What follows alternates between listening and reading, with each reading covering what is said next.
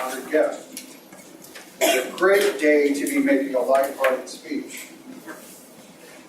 When I first joined Toastmasters, I thought there would be more drinking involved. 7 a.m. start time should have tipped me off that was not going to be the case. But it fit in well with my work schedule, so here I am.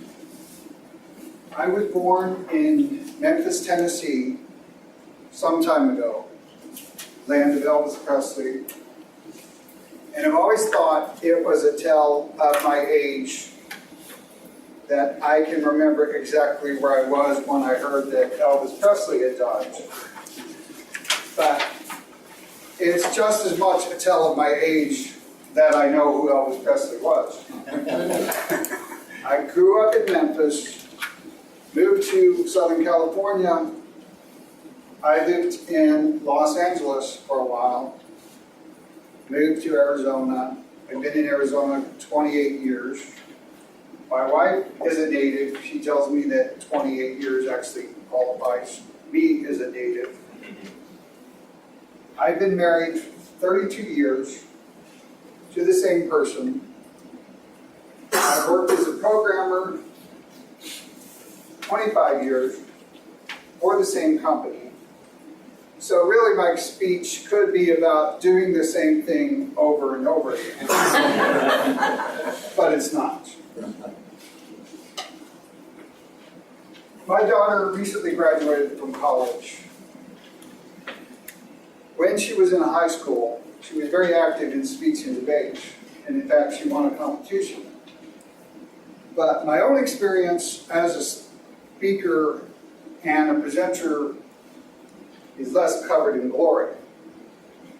When my daughter was very small, I volunteered in her classroom to do presentations for the Art Masterpiece program.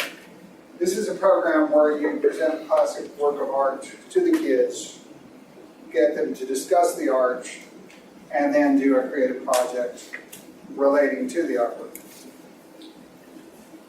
It was fun. I was good at the creative part. I was less good at the presentation.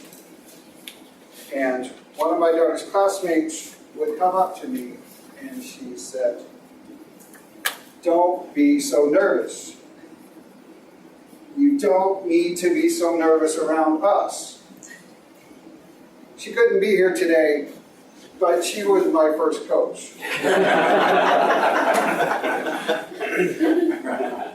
In fact, I almost couldn't be here today. And that's the story I want to share with you. I was going to share the story of my eye surgery. It's not a pleasant story. It's not even an interesting story. But it's a very long story. So it would be easy to fill 4 minutes. But I'm not going to do that. I was talking recently to one of my sisters. And she told me that when my mother and father were about to get married, my father developed cold feet, something I could relate to a few minutes ago.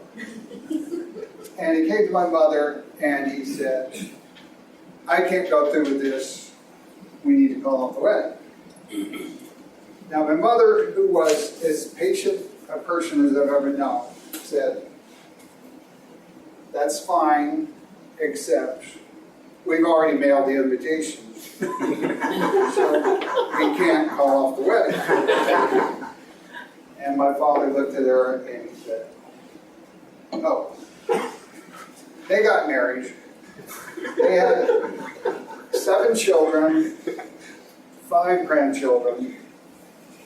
So I think things went pretty well. That's 12 people that wouldn't be here otherwise." So the point I'm trying to make is, I know it's controversial. Some people are for it. Some people are against it. But I am really grateful to the post office. Thank you.